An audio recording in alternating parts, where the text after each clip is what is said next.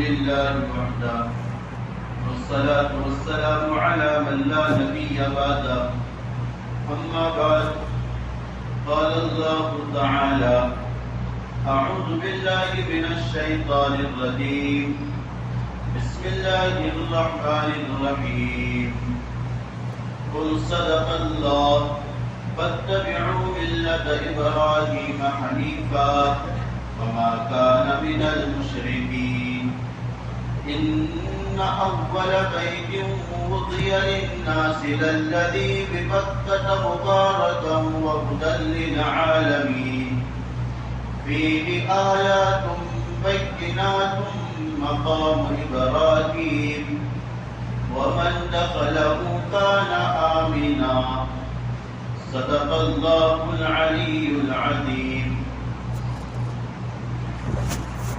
میرے معزز بزرگوں، عزیز ساتھیوں، اللہ تعالیٰ نے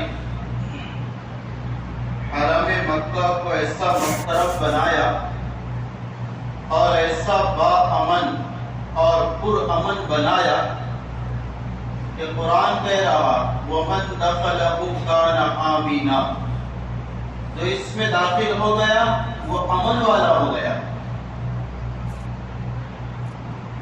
اور ایسا پر امن حضرت امام ابو حنیفہ رحمۃ اللہ علیہ فرماتے ہیں اگر کوئی آدمی کسی کا قتل کر کے وہاں چلے جائے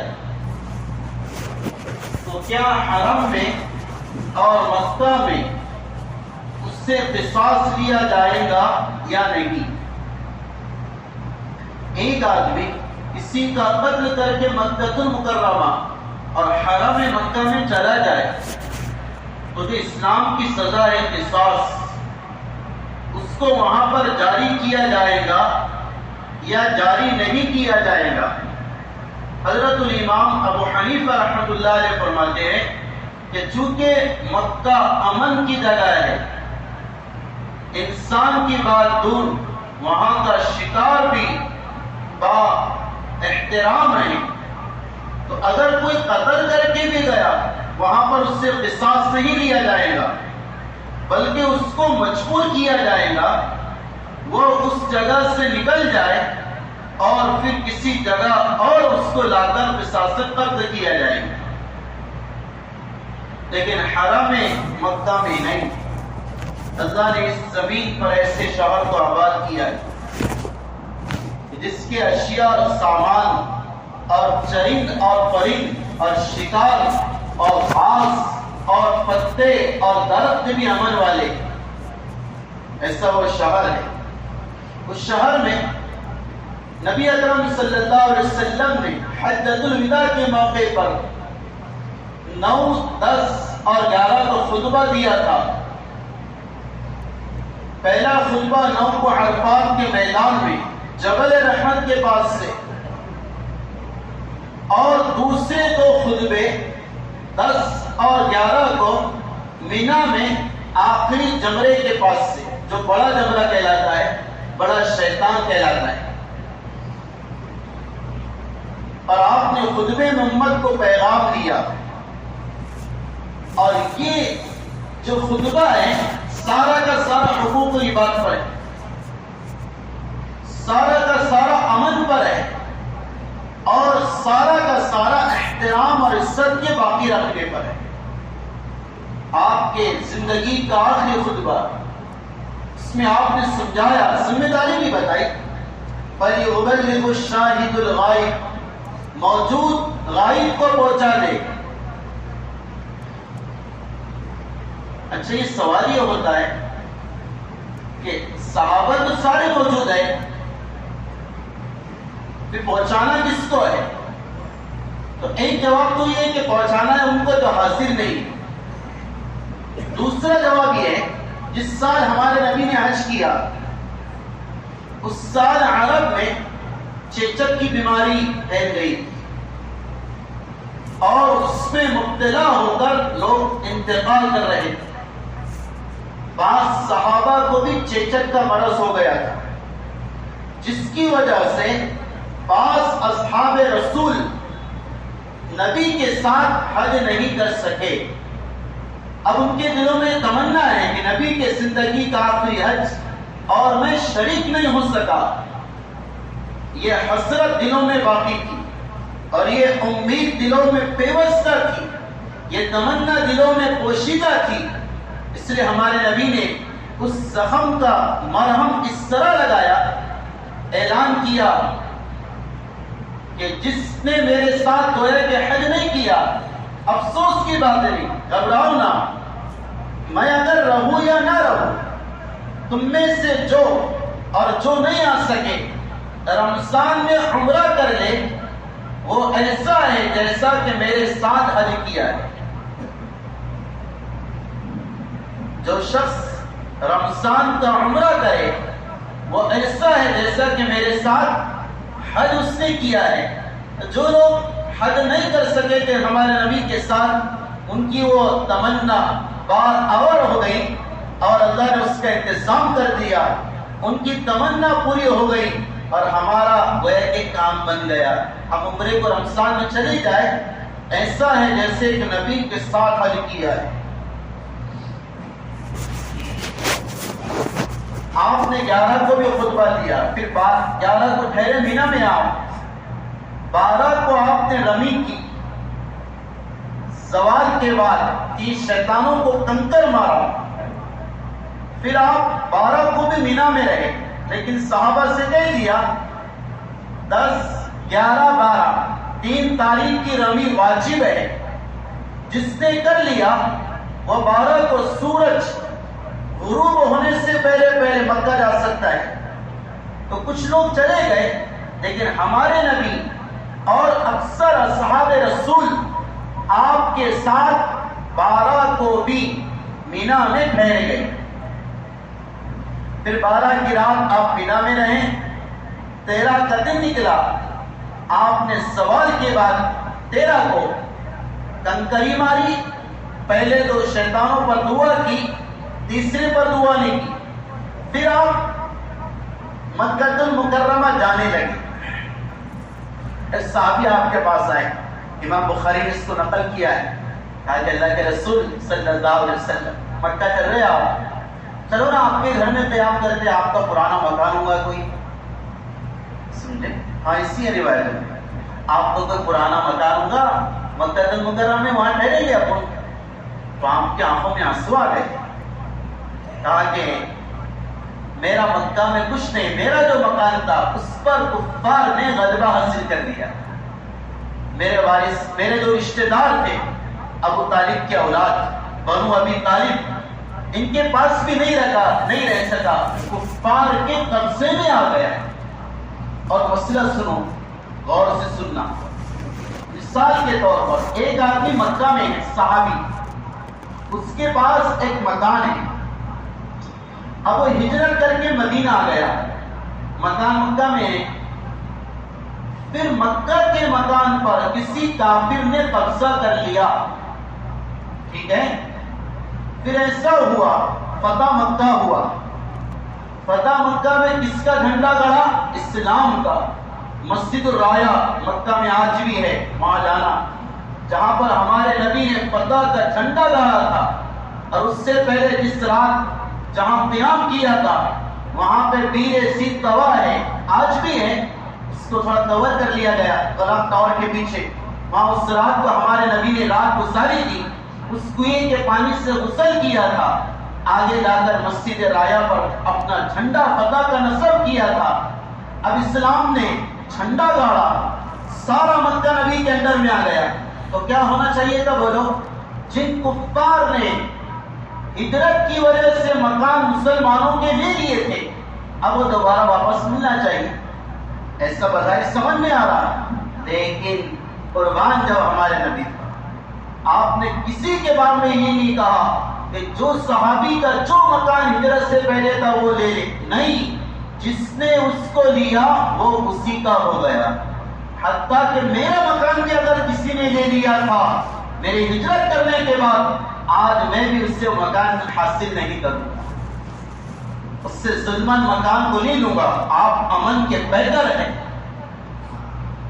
آپ گویا کہ شانتی کے مجسمہ ہیں، یہ آپ کی گویا کہ اخلاق کریمانہ کی اصل مثال ہے۔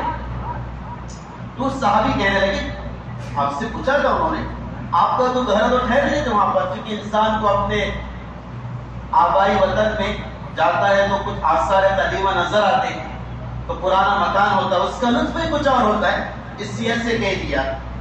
تو آپ نے کہا کہ نہیں۔ پھر آپ مینا سے تھوڑا سا نکلے، ایک جگہ آتی ہے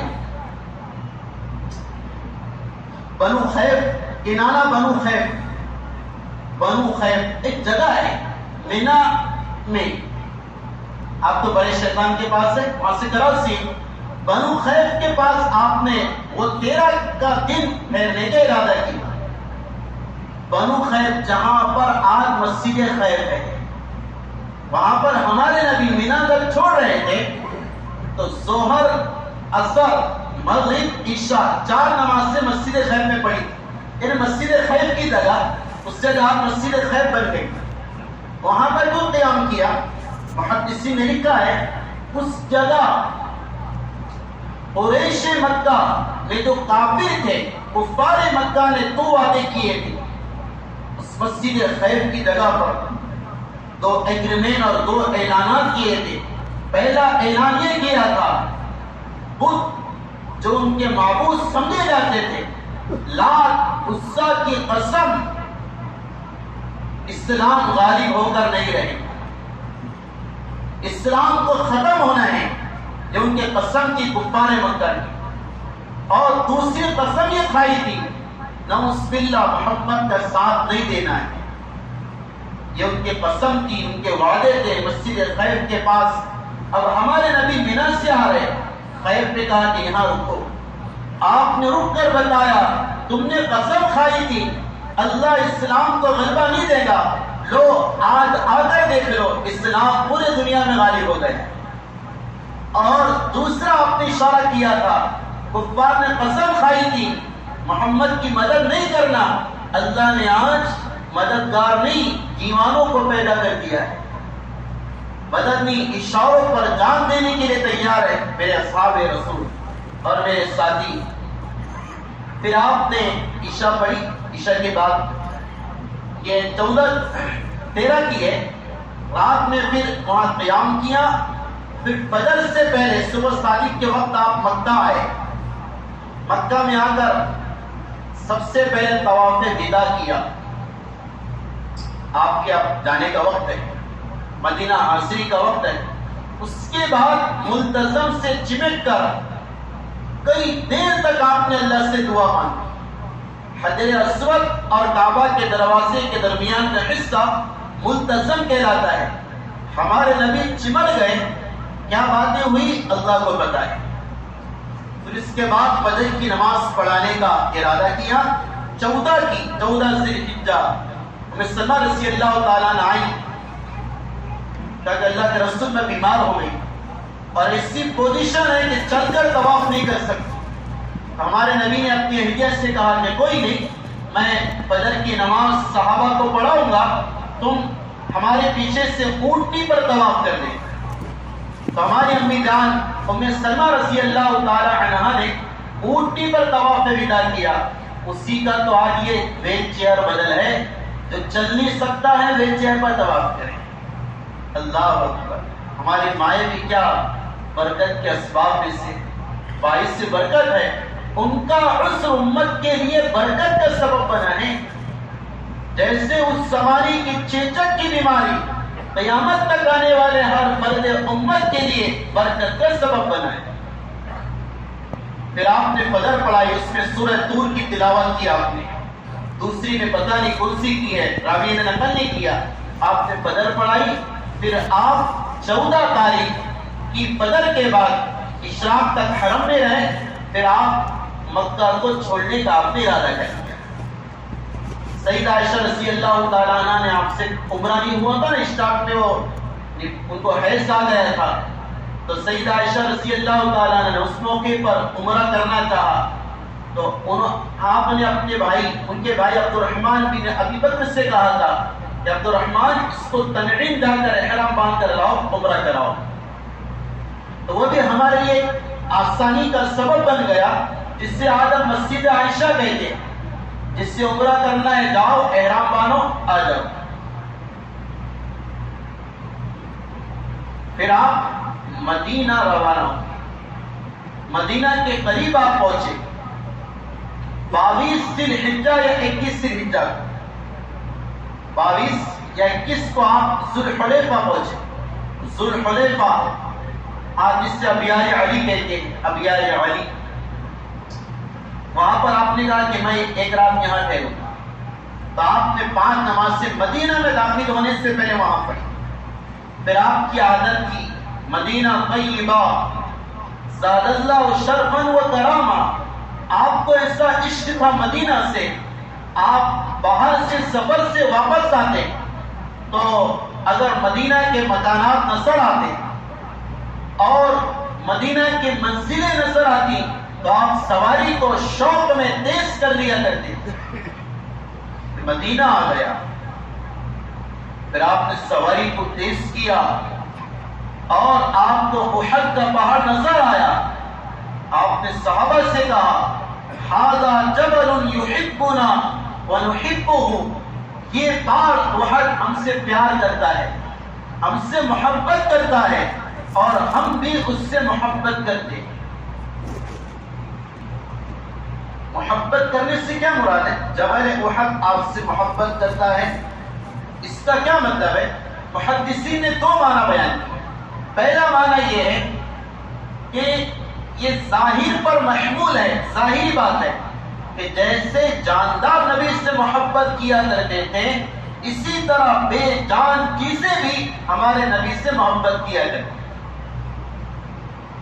اس لیے آپ نے فرمایا جبل احد جنت کا پہاڑ ہے، اور اسی کے کچھ دور ایک پہاڑ ہے جبل عیر، جہاں یہودی رہتے تھے اس کے دامن میں مدینہ میں، آپ نے فرمایا جہنم کا پہاڑ ہے، آج بھی ہے وہ جبل عیر اسے کہتے ہیں۔ تو ایک مطلب تو یہ ہے کہ یہ واقعتاً ہم سے محبت کرتا ہے، وہ کیا ذات ہوگی پہاڑوں نے جس سے محبت کی، سمجھے؟ دوسرا مطلب یہ ہے پہاڑ ہم سے محبت کرتا ہے، یعنی پہاڑ کے پاس رہنے والے ہم سے محبت کرتے ہیں، یہ مطلب ہے۔ جیسے آپ کو بولنا ہے کہ بھئی ایک بستی ہے، کوئی بستی، وہ بستی کو مجھ سے بہت لگاؤ ہے، ارے سمجھ میں آ رہا؟ اس سے اکولا ہے، اکولا کو مجھ سے بہت لگاؤ ہے، وہ مجھ کو بہت چاہتا ہے، اس کا مطلب کیا لیں گے؟ اکولا نہیں، اکولا میں رہنے والے۔ اسی طرح ہمارے نبی کہہ رہے احد ہم سے پیار کرتا ہے، یعنی احد کے پاس رہنے والے ہم سے پیار کرتے ہیں۔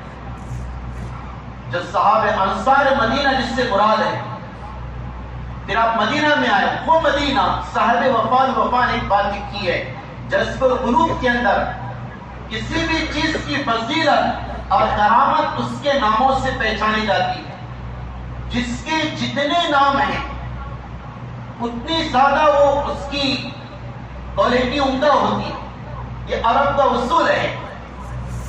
جیسے موت سمجھ میں آ رہا کہ موت آپ کو کیا بولتے؟ موت انگلش میں بولیں گے تو ڈیڈ، اور ہندی مراٹھی میں میلا، سمجھے کیا بولتے؟ مریتیو، ہاں مریتیو، ٹھیک ہے۔ تو اپنے موت اگر آپ اس کو عربی میں لے جائیں گے، لفظ موت کے لیے عربی میں 100 نام ہیں۔ کتنے نام ہیں؟ 100 نام۔ موت کو 100 ناموں سے یاد کیا جاتا ہے، اس سے موت کیا ہے وہ پتہ چلتا ہے، موت 100 ناموں سے یاد کی جاتی ہے۔ اسی طرح مدینہ، اگر آپ ایک کتاب ہے جذب القلوب عبدالحق محدث دہلوی رحمۃ اللہ علیہ کی، اس میں حضرت نے لکھا ہے میرے نبی کے شہر کی عظمت کا اندازہ اس سے ہوتا ہے کہ نبی کے شہر کے نام 96 ہیں۔ مدینہ کے نام کتنے ہیں؟ 96 نام اور شہر۔ دیکھنا اگر آپ کو مل جائے کتاب، نیٹ پر ہے، اور جذب القلوب، مدینہ نام ہے، طیبہ نام ہے، طابہ نام ہے، دار الہجرہ نام ہے، دار نبوت نام ہے، بابا نام ہے، دارالوحی نام ہے، دارالنبی نام ہے، اس نے بہت نام گنا ہے، 96 نام اس بستی کے۔ اس کے بعد میں ہمارے نبی نے فرمایا اس کائنات میں سب سے آخر میں جو بستی ہلاک ہوں گی وہ میرا شہر مدینہ ہے۔ سب سے آخر میں اسرافیل علیہ السلام کے سور سے جو ختم ہوگا وہ میرے نبی کا شہر مدینہ ہے۔ اور آپ نے دعا کی تھی، آپ تو اللہ سے بہت پیار کرتے تھے، آپ نے محبت میں کہا تھا، چونکہ آپ اس وقت مدینہ ہجرت کر کے آئے تو مدینہ میں وبا پھیلی تھی، بخار آتا تھا وہاں کے لوگوں۔ آپ نے دعا کی یا اللہ اس شہر کو امن والا بنا دے، یا اللہ اس کے بخار کو منتقل کر دے۔ یہ دعا آپ کی قبول ہوئی۔ رات میں آپ سوئے، آپ نے دیکھا ایک بڑھیا ہے کالے کلر کی، اس کے بڑے گھنگریالے بال ہیں اور بڑے بڑے دانت ہیں، وہ مدینہ سے نکل کر مدینہ سے قریب ایک مقام ہے جحفہ، وہاں جا رہی ہے۔ آپ نے تعبیر لی اللہ نے میرے شوہر کو وبا سے محفوظ کر دیا۔ اور آپ نے دیکھو آپ کی محبت، آپ نے کہا یا اللہ تیرے ابراہیم خلیل تھے، انہوں نے مکہ کے تعصیب کے لیے دعا مانگی، اس سے عزت والا بنا، اس سے امن والا بنا۔ میں تیرا حبیب ہوں، میں بھی کہتا ہوں مدینہ کو حرم بنا دے، مدینہ کے پھلوں میں برکت عطا فرما دے، مدینہ کے پیمانے ترازو میں برکت عطا فرما دے۔ یہ دعا کی اور آگے آتا ہے روایت میں آپ نے فرمایا یا اللہ مکہ سے 1 گنا زیادہ برکت میرے مدینہ میں عطا فرما دے۔ یہ دعا کی آپ نے مدینہ کے لیے، اور آپ نے کہا جو مدینہ آئے اور وہاں پر کوئی تکلیف اس سے پہنچ جائے اس پر صبر کرے، شکوہ شکایت نہ کرے۔ آپ نے فرمایا گھبرانا مت، اس سے 2 انعام دوں گا، میں اس کے ایمان کی گواہی دوں گا اور اس کی سفارش کروں گا، سمجھے؟ اور آپ نے فرمایا جس نے میرے قبر کی زیارت کی مدینہ آ کر، وہ ایسا ہے جیسا کہ مجھ سے ملاقات کی ریئل میں۔ اور آپ نے فرمایا جس نے مدینہ آ کر میرے قبر کی زیارت کی اس کے لیے شفاعت واجب ہے۔ شاہ عبد الحق محدث دہلوی رحمۃ اللہ علیہ اس حدیث کے تحت نقل کرتے ہیں، کیا مطلب ہے جس نے مدینہ کی زیارت کی اور آپ کے روضے کی زیارت کی اس کے لیے شفاعت واجب ہے۔ اس کا مطلب یہ ہے کہ ہر زیارت کرنے والا جو اخلاص کے ساتھ عشق اور محبتوں کے ساتھ مدینہ میں آپ کے گھر کی زیارت کرے اس کا انتقال ایمان پر ہوگا، اس پر ہوگا۔ ہاں جبھی تو شفاعت ہوگی نا ہمارے نبی کی، بغیر ایمان کی شفاعت کیسے حاصل ہوگی قیامت کے دن؟ اسی لیے تو علماء نے اچھی بات لکھی ہے، جب آپ باب جبرائیل سے انٹر ہو مسجد نبوی میں اور پہلے 2 رکعت تحیت المسجد پڑھو، اس کے بعد بڑے اہتمام سے عاجزی کے ساتھ، خشوع کے ساتھ، ادب کے ساتھ اور متانت سنجیدگی کی چال کے ساتھ روضہ پاک کے سامنے سے گزرو۔ ادب کا مقام ہے، مہتاب بھی اس جگہ سے باادب گزرتا ہے۔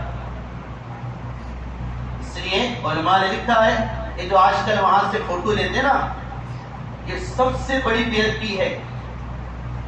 ہاں ویڈیو شوٹنگ وہاں پر بنانا، نبی سامنے موجود ہے، ہمارا عقیدہ ہے آپ قبر میں زندہ ہیں اور آپ بنفس نفیس موجود ہے، جو قبر کی زمین آپ کے بدن سے ٹچ ہو رہی اس زمین کے بارے میں قاضی عیاض نے لکھا ہے وہ کعبۃ اللہ سے بھی افضل ہے۔